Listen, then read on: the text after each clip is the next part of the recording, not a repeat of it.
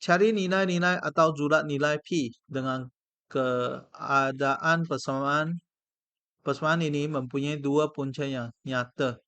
Punca yang sama. So, dua punca yang sama itu ialah B square tolak 4AC sama dengan kosong.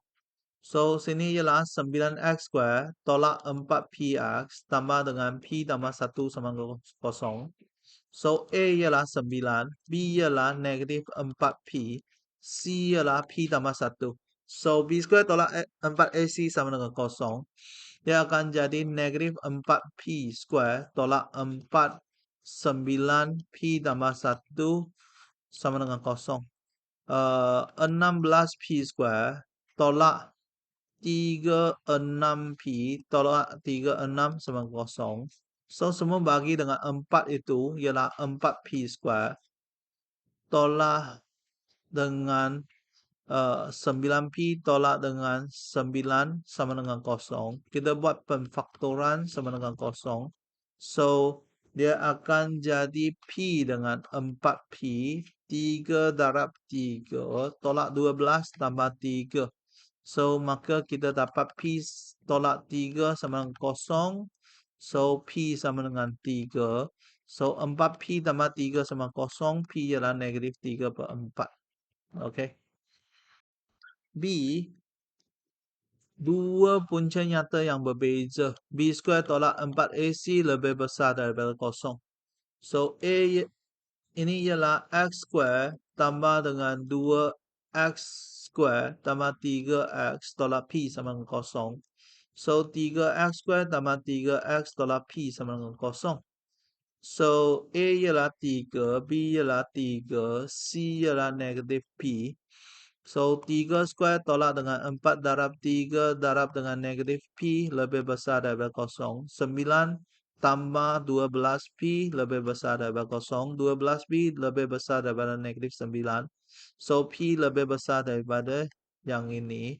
Iaitu lebih besar daripada negatif 3/4. Okay. So, dia adalah kembang. Ini pindah ke depan. So, ini pindah ke sebelah. Okay. So, kita buat pemfaktoran 3, 4. Okay. C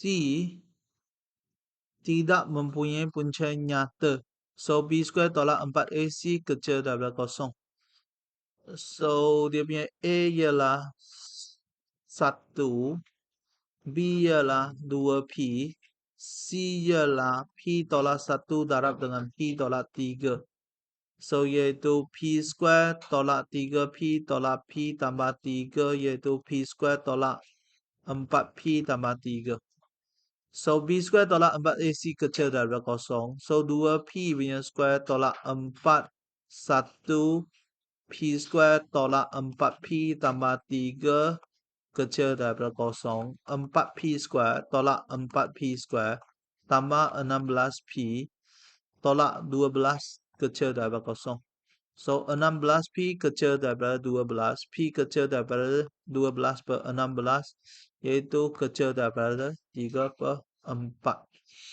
Okay. So, ini kita kembang. Lepas tu, ini pun saya kembangkan. Lepas tu 4P square tolak 4P square sudah tak ada. Ini pindah ke sebelah sini. Ini bahagi. Lepas tu bagi 4 itu 3. Bagi 4 itu 4. Okay.